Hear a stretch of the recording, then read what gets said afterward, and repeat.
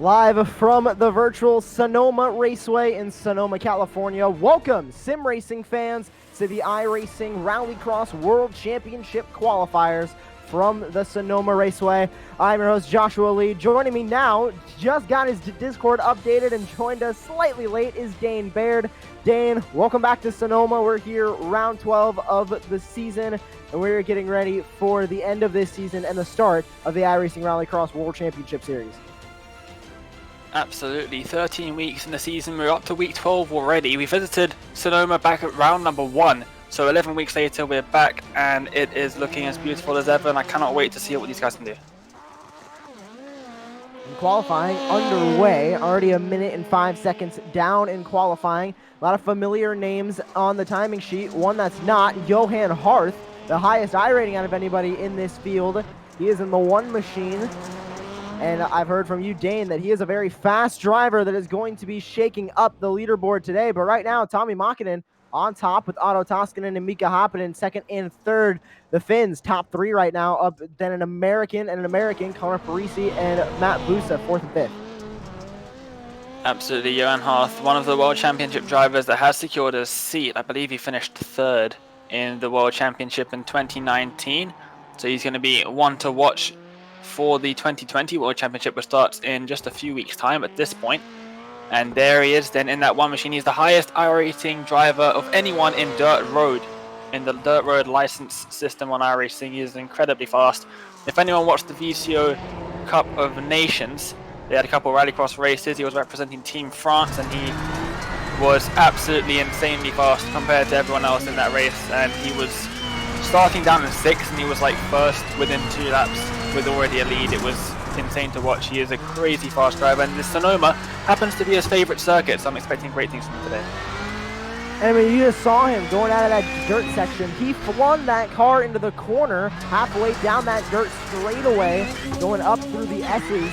So he definitely knows his way around this circuit and knows just exactly where to put that car across the line. No surprise, top of the board, 39.811 for 1,000ths of a second over Otto Toskinen as the final times make their way in. There's Jake Robertson up to P3, a great qualifying effort from our Apex Racing driver. Absolutely, the 2 ART guys doing pretty well, up in 1st and 3rd at the moment. Harth beating Toskinen to pole position currently by 0.04 of a second. That just shows how close these guys are at the top of IRX, and it's great to see Robertson just chilling there at turn number 1. Harth crosses the line, and he does improve on his time. He's now got just over half a tenth of a gap over Otto Toskinen there. 2 World Championship drivers that are doing it very well at the top. And it's looking good. I think this is his 3rd flying lap, then he's coming around to complete, and he'll be doing that just shortly. Here is going to be turn number 1 for each of the heats. You're going to see some action there. It's very close with the walls on either side. It always causes some carnage. Back through the final dirt section, over the jump, coming onto the straightaway. You may recognize this part of the circuit being the sort of infield portion of the Sonoma Raceway. NASCAR used to race on the outer layout. Now they race through those S's and down that straightaway, as well as the IndyCar series also racing down there. And qualifying is done. Everybody has laps in. Taking a look at the qualifying results. Johan Harth, no surprise, top of the board, 39.763 with Otto Toskinen in 2nd. Jake Robertson in 3rd. Some great qualifying efforts from the Apex Racing team. Vicente Salas, Tommi Mäkinen, Rasmus Tuominen, Garrett Maines, Mika Happinen, Tani Latemaki, and Connor Parisi round out your top 10. And Matt Busa sits down in 11th. We'll see what he can do out here in Heat 1. Here, Heat 1 starting grid has Johan Harth and Jake Robertson going side by side into turn 1 with Tommi Mäkinen, Garrett Maines, Tani Latemaki, and Matt Busa, rounding out the 6-car grid for the first heat of 2 here in the iRacing Rallycross World Championship Qualifiers from the Sonoma Raceway. And Dane, I know you're going to be watching Johan Harth, but who else out of these 6 are you going to be watching to try and get the win here in this heat? Other than Johan Hart, probably Jake Robertson as well. He's very quick at this circuit, probably one of his quickest circuits as well. Garrett Maines is also one to watch in the Beetle, lining up on the inside of that second row. Currently waiting on the two Apex drivers, Johan Harth and Jake Robertson, to take to the grid. There is Johan Harth. Now all we need is Jake Robertson. There he is. You're going to see the lights come on up on your screen right there. 5 green lights, and then we'll be off and away. 1, 2, 3, 4, 5. Let's go racing. We're green. Round 1, or heat 1 of the day here at Sonoma. Everybody going to be side by side going through the first corner. The two Apex Racing drivers out front, but there goes that Smithfield VW Beetle. Maines in the second. They're going to be side by side coming over the ramp. Jake Robertson gets a little loose. He's going to fall back into line. There goes Maines up into P2, but Johan Harth pulling away into the dirt section for the first time. Robertson going to send it up the inside of Garrett Maines. He's going to grab P2. The two Apex Racing team drivers out in front. Garrett Maines fell from second, now back to third, where he began this heat. Absolutely. It was actually a better start for Robertson than Johan Harth, but Harth had the inside, of course, and Robertson got stuck on the outside. Definitely not where you want to be. There's that bit of tyre barrier that sticks out there, easy to catch onto that one, so he let Garrett Maines go by, but then Maines went slightly wide. He missed a little strip of tarmac on the inside up through the carousel. That allowed Robertson to get up his inside.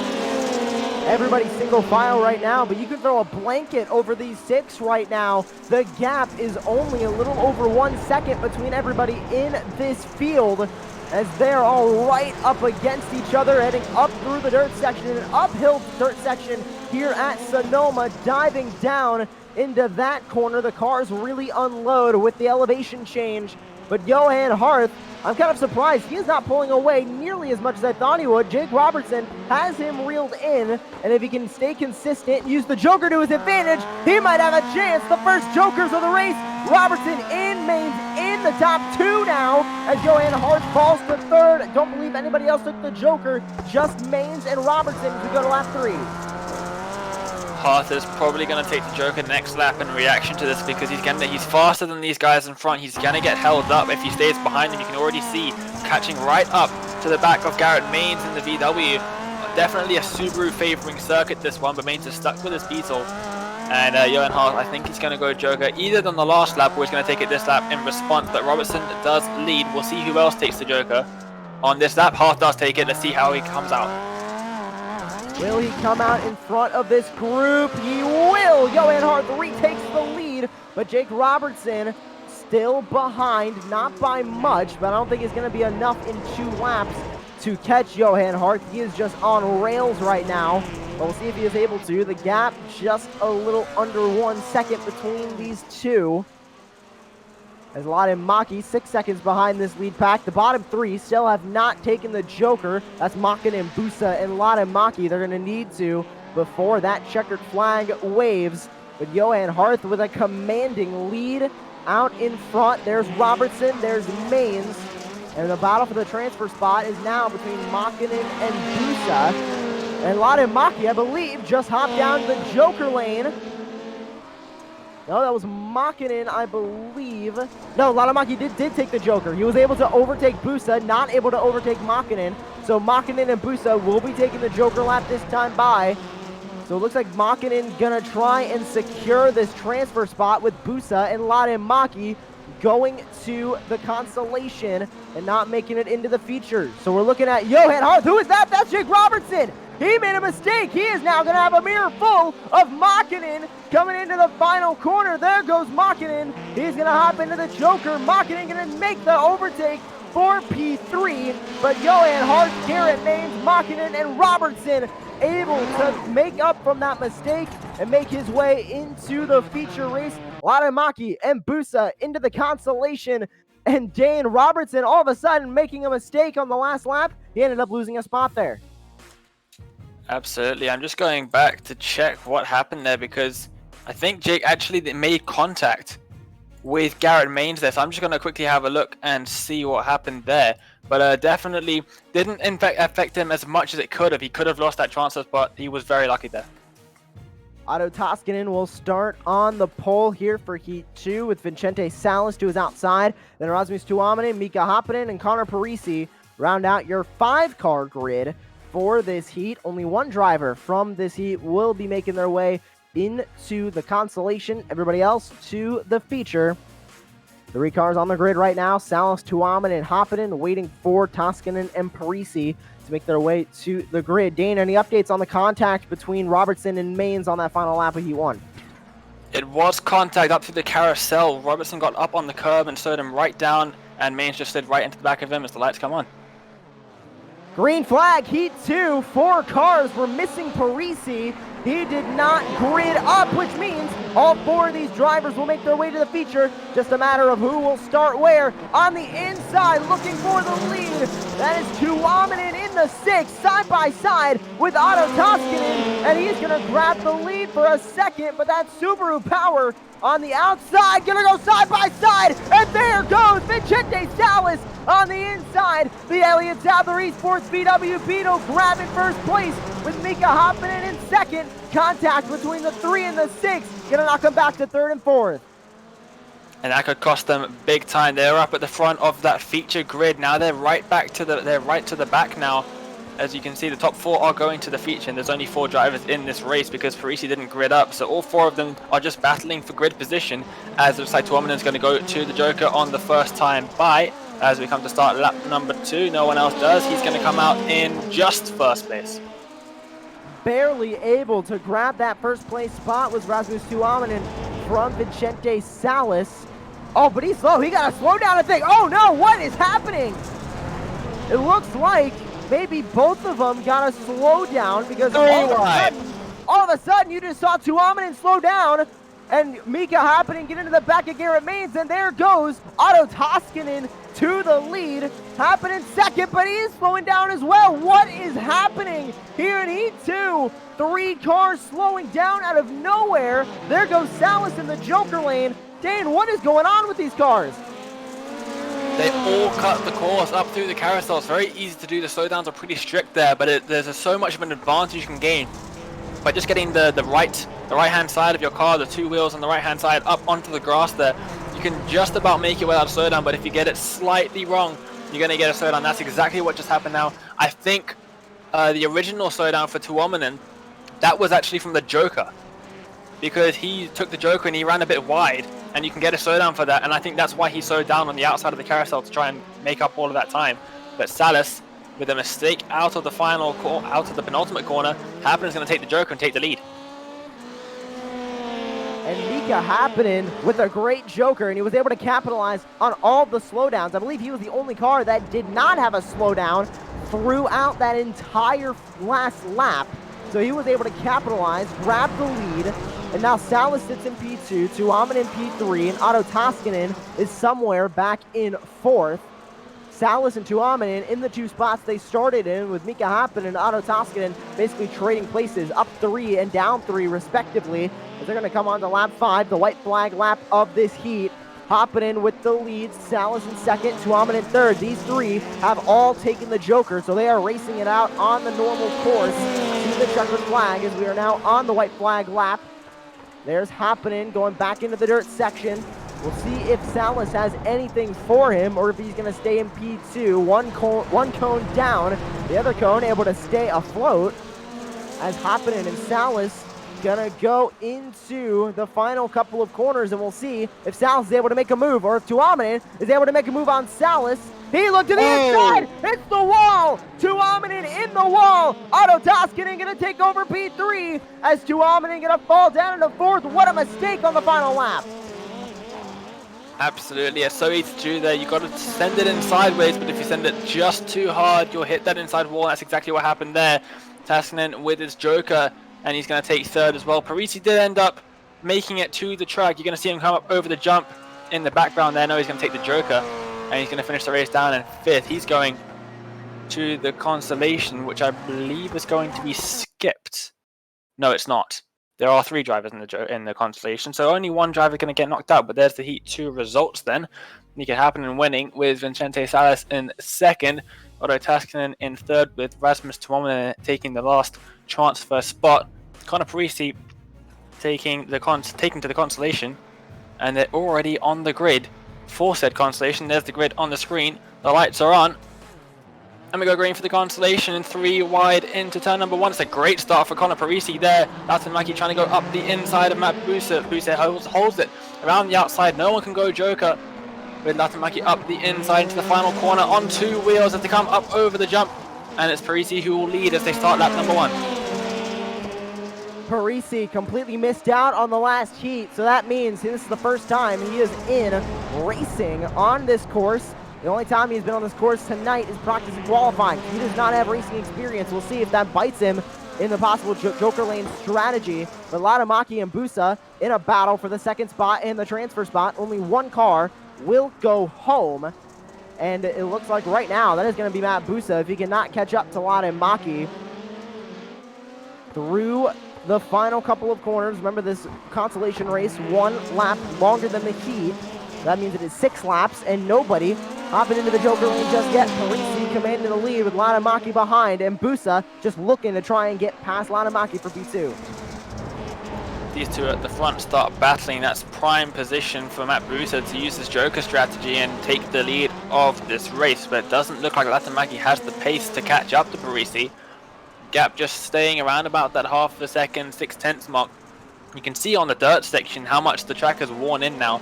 You got to get really straight up through that section, and if you drift wide like Bo Albert did back in week number 1, Bo Albert got really wide there and he lost about 5 seconds just from not getting on the groove line, and that's really important then to stay up there. But Parisi still leads. No one's taking their Joker after 3 laps. And Busa coming off an 8th place finish last night in the eNASCAR Coca-Cola iRacing Series at Daytona. And he's looking for P2 in this Consolation. We've seen him a couple times here in the iRacing Rallycross World Championship Qualifiers. And he has had some good finishes. But right now, he is looking to make the feature. Contact with Latimaki going through that final corner of the dirt section. And into turn 1 again as they come across the jump into lap number 4. Parisi still leading the way, still no Joker, but Busa has reeled in Latimaki, and he might be able to make a run for that transfer spot in the last 3 laps of this Consolation. So he's got a better line up through the carousel. You can see the gap that he's just pulled right down to less than a second now. Less than half a second now, actually, as they come up through the second part. Parisi still with the lead of this race. Latimaki running a bit wide there. Once again, Busa right on the back. He's going to look into the penultimate corner. As you know, he's just going to hang back. I will be very surprised if one of these two doesn't take the Joker now. Busa and there goes Busa right on your Parisi. call down into the Joker Lane. He's going to come out in front of Latimaki, but now he needs to make sure that delta time is enough to where he keeps that second spot. Parisi, like you said, also took the Joker Lane, but Busa needs to make sure that delta is longer than the amount of time gained on that Joker lap, so that Latimaki can't repass him with 2 laps to go. We're on lap 5. Remember, these Consolation races, 1 lap longer than the heats, so they are 6 laps, means we are on 2 to go instead of 1 to go. And Busa trying to gain as much time as he can. I don't think he's gained enough, but Latimaki not coming down the Joker Lane yet. He's going to do it on the final lap. I think that's a mistake. The gain that you get from the Joker goes all the way down this main straight because you have more speed coming down the second part of that straight, even after you leave the Joker Lane. And that's completely null and void if you then cross the line and finish the race. So he loses half of the advantage from that Joker if he doesn't take it on the penultimate lap, and it doesn't look like it matters anyway because I think he's just got to slow down. The gap is now 2 seconds, and he is not going to be able to make that up, and Busa's caught right back up to Parisi. And Busa, with a great showing here in the Consolation, able to fight back and make his way into the feature race along with Connor Parisi. We'll see if Latimaki can do anything down the Joker Lane. Will he be able to? Yes, he does! Latimaki, last lap pass in the Joker Lane to make his way into the feature, and it paid off for him. He was able to take the Joker Lane, get that second spot, so Parisi, Latimaki make their way into the feature with Busa going home. And Dane, this starting grid for the feature, missing 1 car, and that's Matt Busa, but everybody else is so fast and ready to go racing here in the feature. Absolutely, a really talented grid that we've got currently with Johan Harth on pole position. Mika Happinen and Garrett Maines are going to line up alongside him. Vincente Salas and Tommy Mackin on the second row with Otto Taskinen, Jake Robertson and Rasmus Tuominen on row 3. And at the back, Connor Parisi and Tony Latimaki from that Consolation. It's a 10-car grid for a 10-lap feature. And I'm very excited for this. Johan Harth back on the inside again. He's going to hope for a better start than what he got in his heat, because that was a pretty poor start he got, but on the inside really helped him as we got the lights. Here we go, 3 green lights, there's 5. Let's go racing! 10 laps for the feature at Sonoma, week 12 of the iRacing Rallycross World Championship Series. 3 wide for the lead into 1. They're going to settle it out to 2 wide. On the inside, Johan Harth. Outside, Garrett Maines as they head into turn 2 through the jump. Who's on the inside? That's the 11 Mika Happinen, trying to make something happen on the inside, but Johan Harth is going to pull out to the front, and there goes Happinen into second. Maines now in third. He's going to get a shot from Rasmus Tuominen behind, but there goes Salas. Gonna go to the inside, Tuominen, Parisi around. Who is that with him? Was that Makinen? Yes, it was Parisi and Makinen getting into contact up through the dirt section. In the lead, it's Johan Harth. In second, Mika Happinen as they come off the dirt section. Everybody settling out the single file. There's 2 Elliott Sadler Esports drivers, Salas and Maines, battling for P3. Robertson and Taskinen had contact up and over the jump. They got sent right back to the end of the field, but then that contact between Parisi and Makinen up through the carousel allowed them to get up into 7th and 8th. But Makinen 10 seconds down, that's pretty much his race over at this point. The Joker is not enough to try and gain back a lot of that time. Latimaki, a big winner from that start, up into 6th after the first lap, halfway around lap number 2 then, and unsurprisingly, Johan Harth is leading this race. There's the 2 Elliott Sadler Esports drivers going head-to-head. 2 VW Beetles right on the back end of each other, looking for the 3rd spot. But there goes Maines, hopping into the Joker lane. How far will he get out in front of this field? He's not going to get the lead. It'll be P2. He overtakes Salas and Happinen. Now just needs to work on Johan Harth, but Harth still has not taken his Joker lane as a send up the inside. Garrett Maines to the front, but he gets turned. He is turned around by Johan Harth. Garrett Maines, Jokers, looks for the lead, gets contact, and now more contact from Otto Taskinen. What a series of events for Garrett Maines there. Now Mika Happinen back to P2. Salas just behind in P3 as well, almost touching as they come around the final corner for the 3rd time. Going to start lap number 4. Race feels like it's been going for a while already, but only lap 4 starting now. But Johan Harth got really held up there. That gap of 1.5 seconds is now just under half a second. He ran really wide in the carousel there, and that's allowed Maines to get up his inside, but then there was just contact as they came up over the crest. And that's really unfortunate for Maines, especially the second contact that sent him down into pit road. And I'm wondering if that Joker Delta is now in the window where Happinen can make a pass down the Joker lane for the lead and get the lead and run away with it. Doesn't look like anybody's coming down the Joker lane this time by. A lot of people still have not taken the Joker. Only 3 cars have. Taskinen, Parisi, and Maines. Everybody else still has not used that Joker lane. So we are near halfway done with this feature race. But Johan Harth now able to widen that gap between him and Happinen. We saw it was within about maybe 0.3 of a second. Now it is about 1.3 seconds.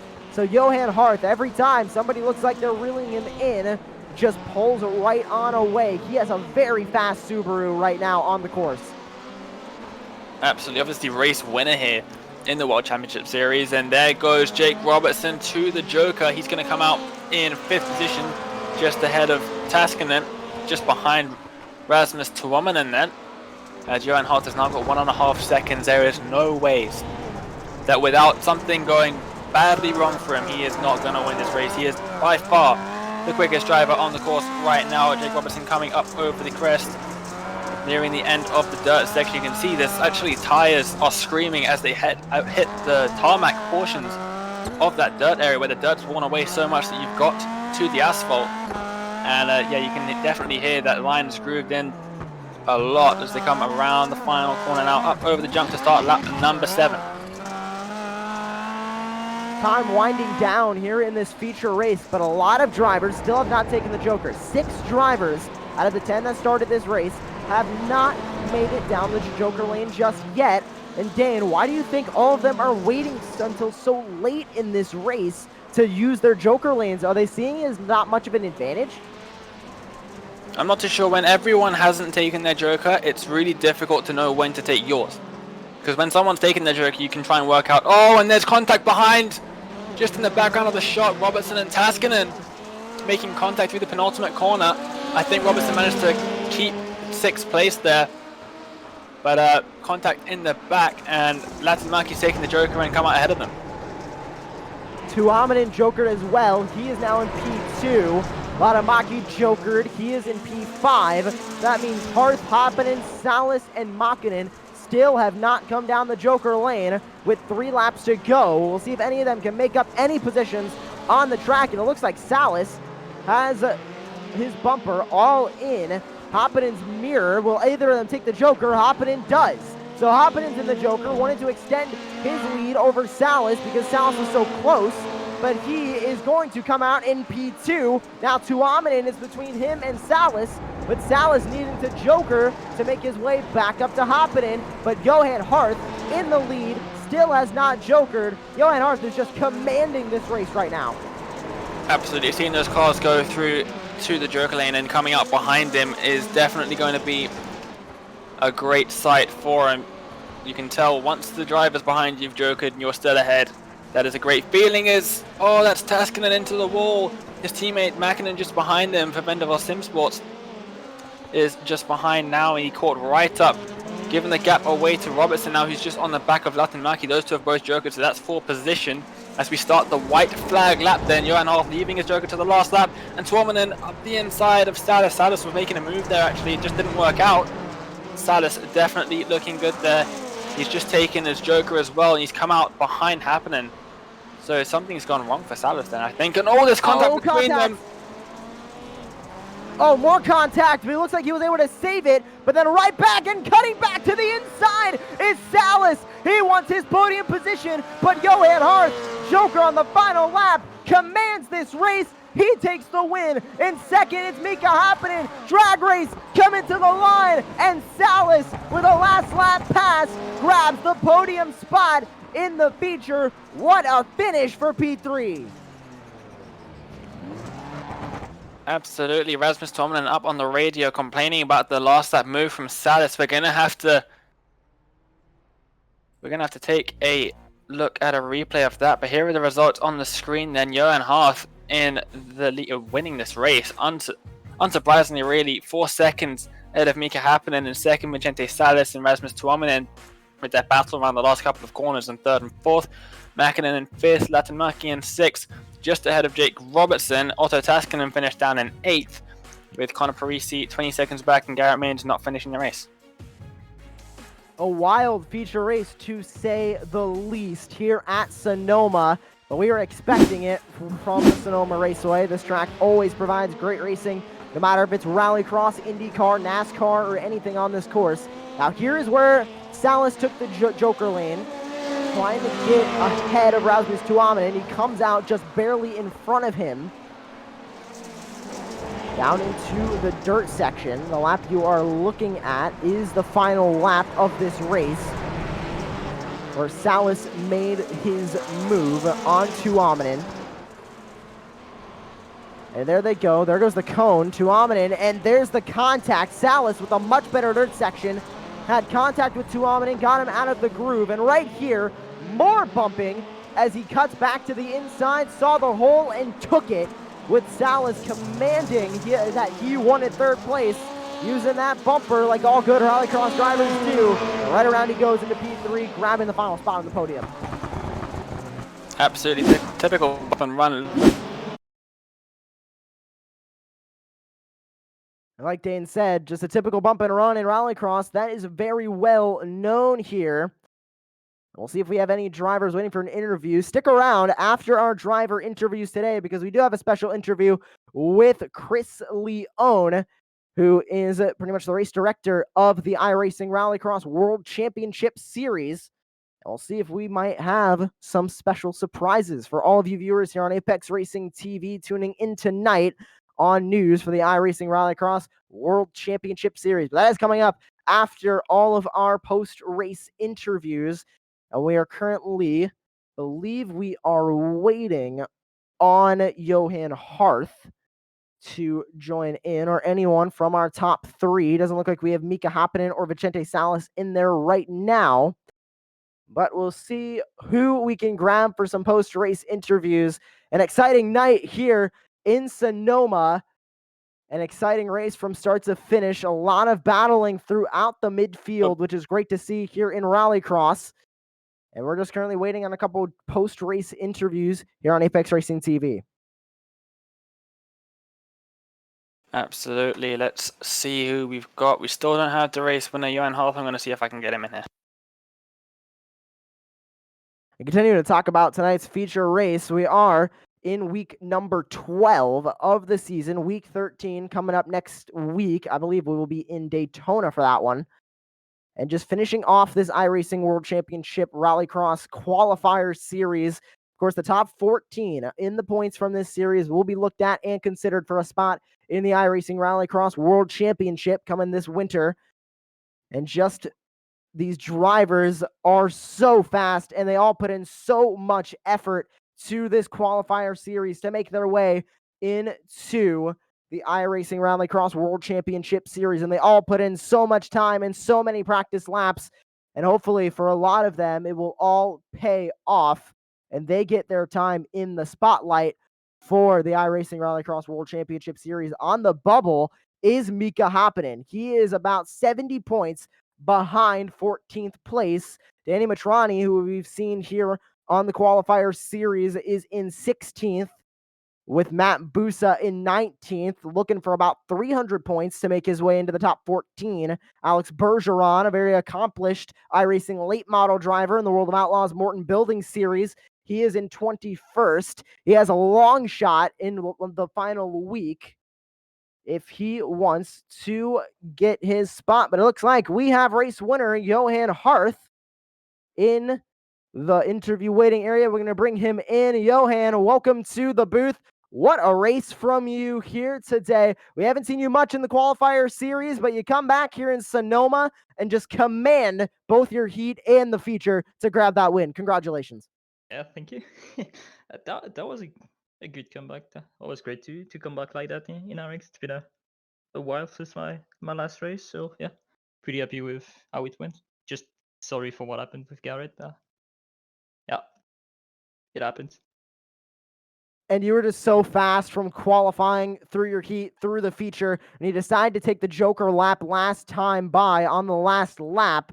Were you seeing that as sort of a safety measure to make sure that you can grab that win, or did you see the Joker lane as not much of an advantage to take it early on? Yeah, I wanted to take the Joker really late, so I had a bit of a cushion, so I could make a mistake. Just in case I made a mistake, I could take the Joker and get back in the lead.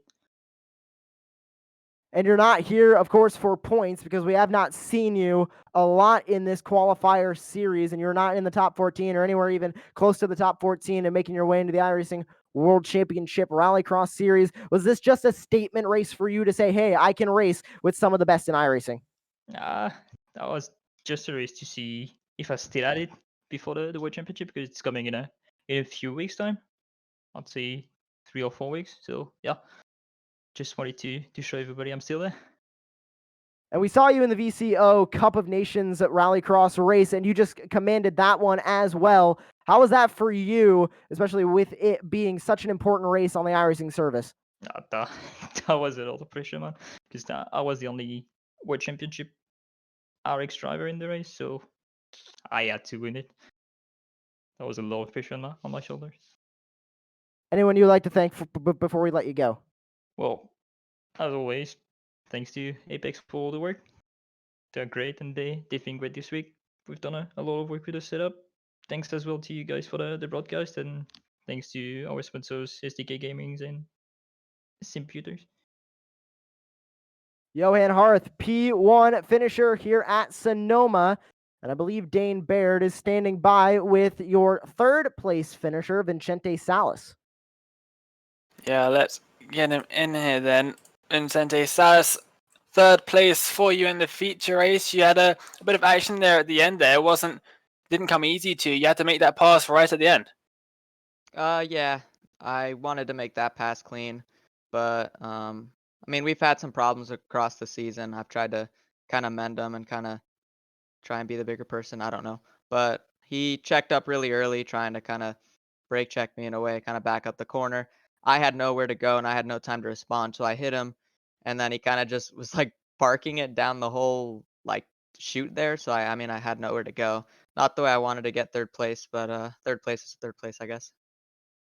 Absolutely, points are points, and every point matters when you try to qualify for the World Championship, of course, which starts in just a couple of weeks. I mean, you're well in the top 14 at the moment, which is where you're going to get those qualifying spots.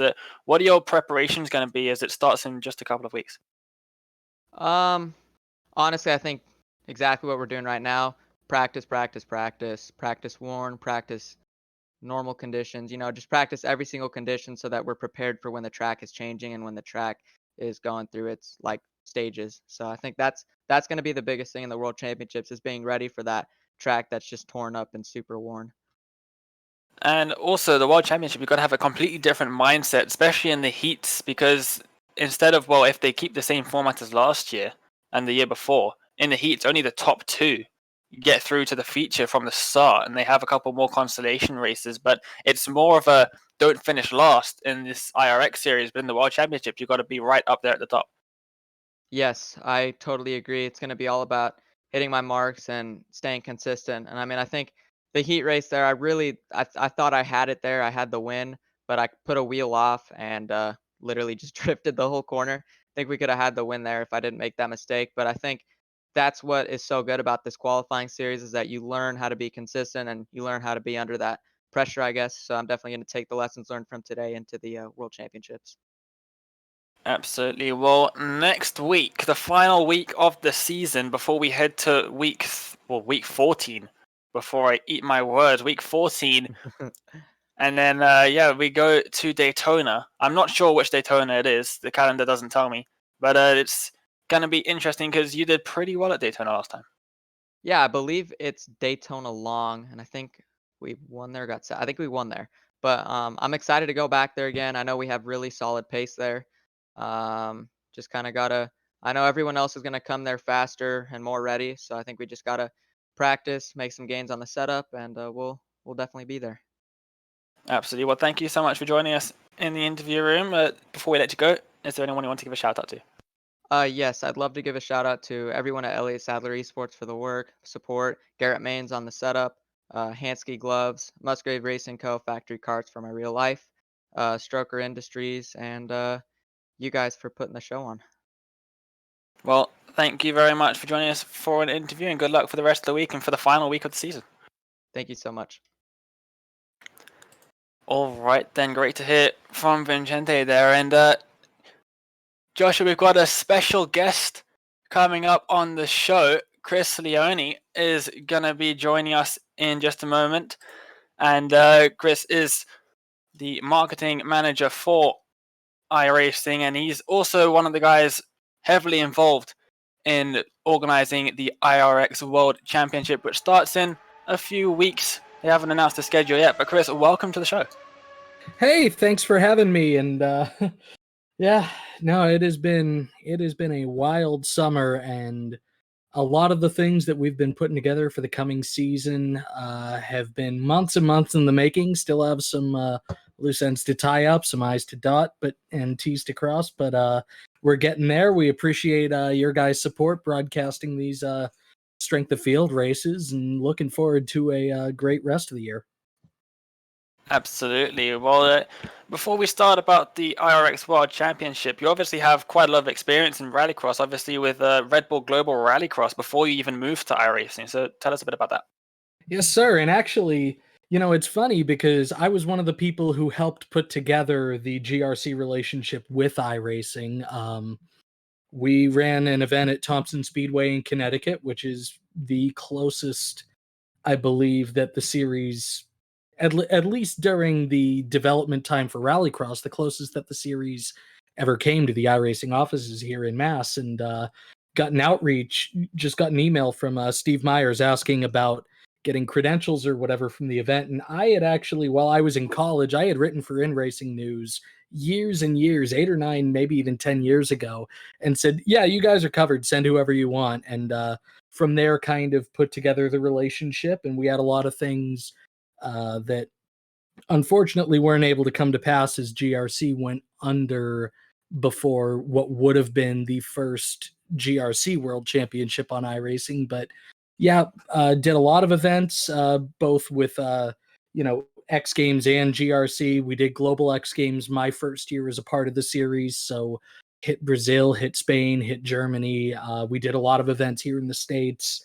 In Canada, was lucky and fortunate enough to work with a lot of the premier drivers in the world in Rallycross at one point or another, and have been able to carry some of those relationships over here in iRacing, whether because I've been freelancing for some of those guys on the side before I even got hired full-time at iRacing, or just continuing those relationships. So it's Rallycross has really kind of defined my professional career in motorsport, and being able to apply that experience and being able to utilize those relationships to heighten the level of what we're doing with IRX has been certainly a fun adventure, and one of my favorite parts about all of my duties at iRacing. Absolutely.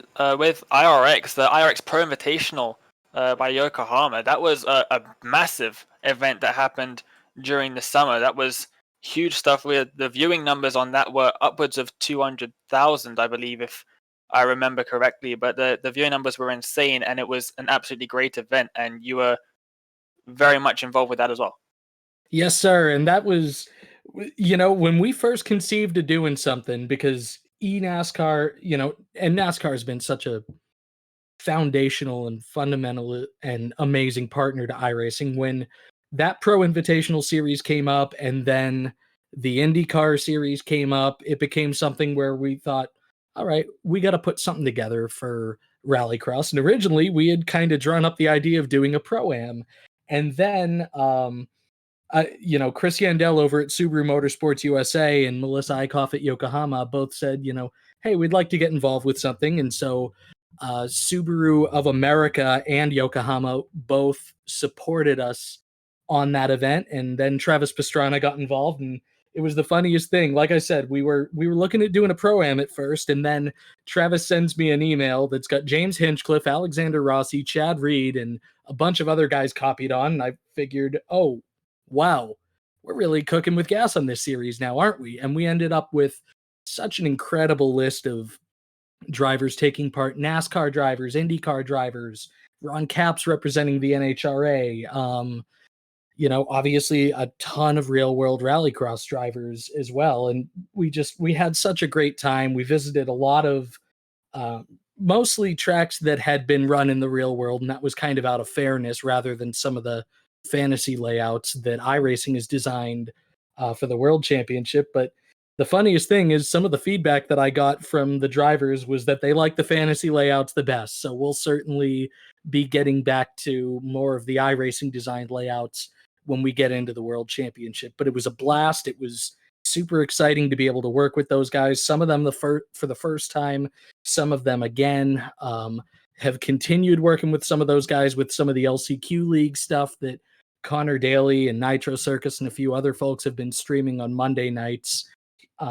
It's been such a cool, it feels crass to call it a cool year given the global situation, but at least on the iRacing side, and at least in making lemonade out of lemons, I guess, we've certainly done the best that we could to keep people entertained, keep fans entertained, make sure that racing is still going on, even if it's just in the virtual world. And yeah, we had some amazing numbers with IRX with the All-Star Invitational. You're right. A lot of the races did go over 200,000, and it blew my expectations out of the water. It was such a fun time, and it was so rewarding to have been able to play a part in that. Championship Online Racing Teams did a ton to help us. Matt Kalish, who is one of my closest friends and somebody who I worked with at GRC, did a ton to help us. So it was a huge team effort, but man, it was a wild, and then it was a fun 6 weeks, let me tell you. Absolutely, it was great to watch as well. I really enjoyed watching all of those. And also, you mentioned there with the fantasy IRX circuits, when you made that forum post announcing Hockenheim coming to the service, which is a huge deal for the road side of things. You also mentioned a couple more fantasy IRX circuits coming potentially. Will we see any of those in the World Championship, or have I overstepped a bit here? No, not in this year's. Everything that's going to be in this year's World Championship is something that everybody has already seen and driven. And to me, that's partially out of necessity and partially out of fairness. I don't think it would be right to drop a brand new layout on people as much as, well, that is kind of how the real world worked, right? I mean, at least for us at GRC, where we'd be building a track layout on Wednesday, Thursday, Friday, and Saturday morning practice would be the first time anybody had even seen it, much less driven laps on it. But it's something where obviously you want to get tracks right, and you don't really have the excuse in the virtual world to not come correct. So I'd love to drop some new layouts sooner than later. I personally have not been involved in creating any of those new layouts, so I'm actually just as excited as everybody else is to see them when they do drop. So it's going to be a surprise to me as well. And to me, I'm actually excited for that. I like the fact that I'm kind of in the dark as to what those layouts are going to look like, because for me, it's going to be just as much of Christmas as it is for the rest of the iRacing Rallycross community. We're going to get to open that present, and it's going to be, oh, no way, this is, at wherever. I certainly have a wish list of real world track layouts from past or present that I would love to make an appearance someday. But like I said, I haven't actually been involved in those tracks myself, so I'm going to be just as surprised and excited once they do drop. All right, that's great to hear. Right, let's go, and then I'm going to ask the question that everyone watching this wants the answer to. What can you tell us about the upcoming iRacing World Championship for 2020? Well, we're going to keep some things the same, and obviously there are going to be some big changes coming. Unfortunately, when we sort of set the date for me to come on, I thought I was going to be a little longer in getting the ink dry on something, or a little closer to getting the ink dry, or have some contracts signed on things.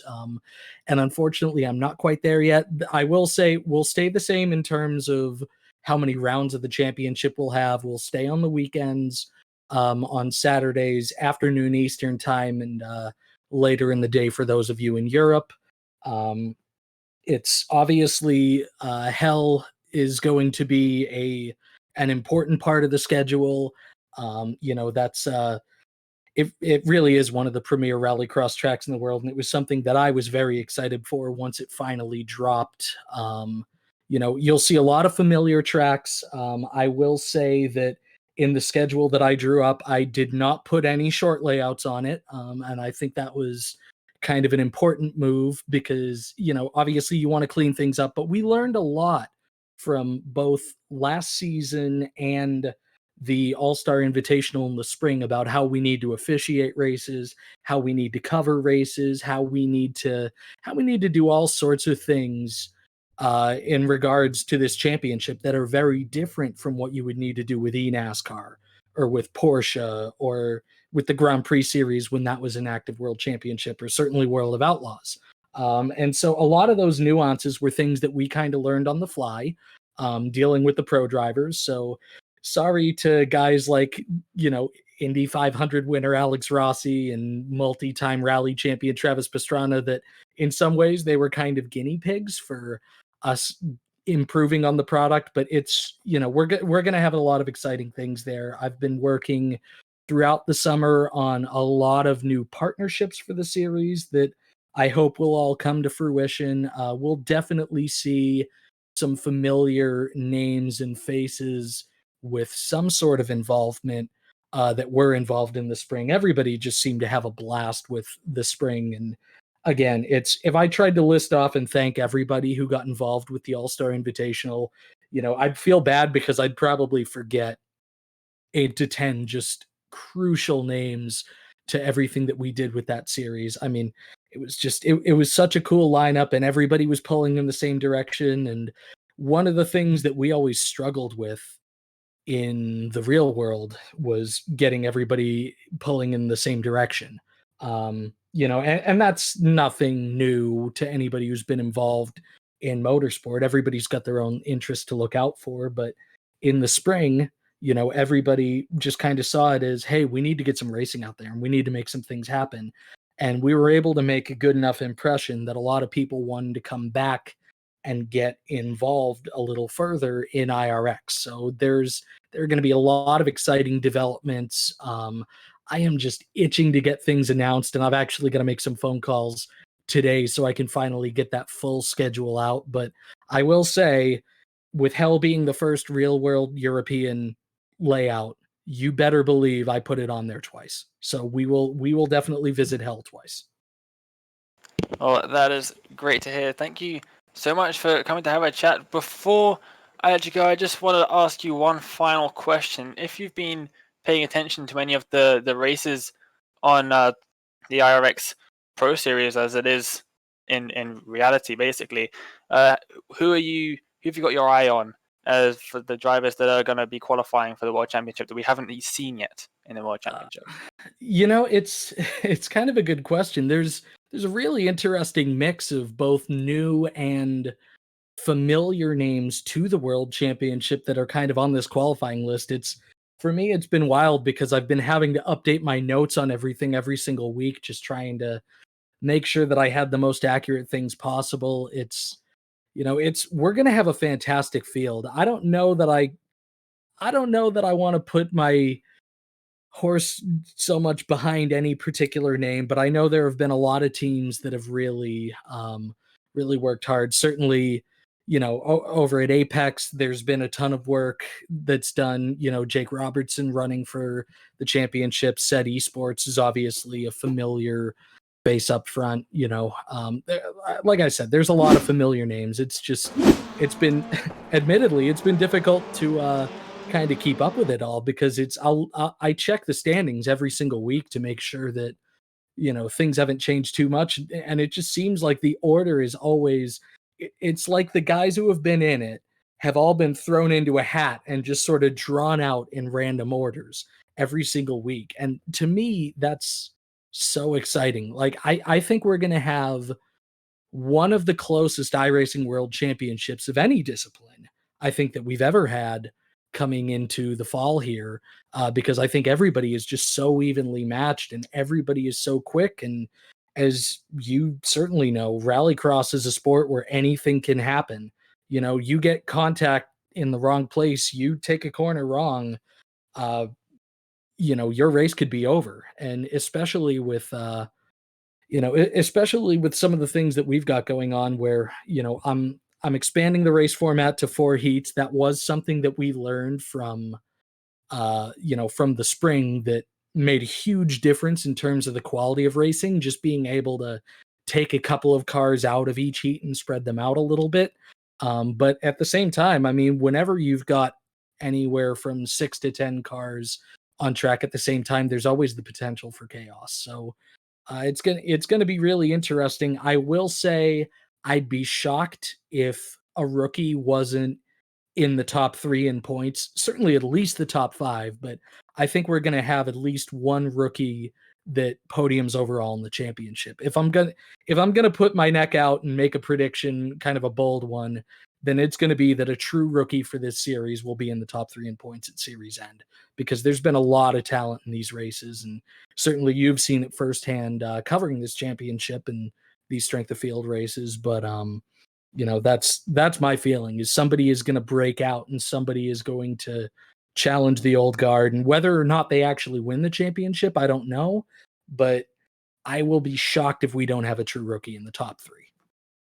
Well, that is very interesting to hear. I would be shocked if drivers like Mitchell DeYoung and Sammy Maditrogan, the 2 champions from the last couple of years, wouldn't be watching these broadcasts thinking, oh dear, I've got some competition for this year. But thank you so much for joining us, Chris. It's been great to speak to you, and we've learned a lot from this little conversation that we've just had. I'm even more hyped now for the World Championship than I was about 10 minutes ago. So thank you so much for joining us. And Yeah, of course. hopefully we can do this again sometime. No, Thank for you very sure, of course, Dane. And I wish that I could have shared a little more, like I said, but certainly as we're about a month out from the championship, obviously these things have got to get public soon enough, right? So we'll be pushing to get that out as soon as we can, and hopefully you guys and hopefully the whole IRX community comes out pretty excited from what we've put together. Again, thank you for all your support. Certainly thank you for your patience. Like I said, I wish I could have shared a little more concrete. I feel like I've just kind of been the buzzwords guy, just talking, in these vague generalities. And I wish I could have been a little more concrete on some things. But, I've been working at this every day. I've got some very exciting and interesting emails actually in my inbox right now that I need to get back to before the end of the day. So I'm really stoked. This is everything that's come together so far this year with IRX has really been how I would have dreamed it up in my wildest dreams. So if we can continue that for the fall, if we can continue even half of that for the fall, we're going to have a heck of a championship. Absolutely. Well, thanks for joining us, Joshua. We saw an absolutely fantastic race on our hands today with Johan Harth taking the win by a few seconds, but just behind him, we saw some great action. Oh, this is by far the most perfect way to go into the last round of the season. I mean, an exciting race here in Sonoma, and we've seen that the energy just keeps building week after week. It seems like every week we're getting more exciting races, and we're going to reach the crescendo next week at Daytona Long. And I just can't not wait for the final round of this championship and to see the top 14 in the points of who will be making it into the iRacing Rallycross World Championship Series. From all of us here at Apex Racing TV, thank you for tuning in. Congratulations to Johan Harth on grabbing the win in the feature race. And hopefully we will see all these same drivers back next week at Daytona Long. And we hope to see you again here viewing us on Apex Racing TV. For Dane Baird, for Chris Leone, who joined us very gladly, the director of the iRacing Rallycross World Championship Series, I am Joshua Lee, and we hope to see you again. We're saying goodbye from Sonoma.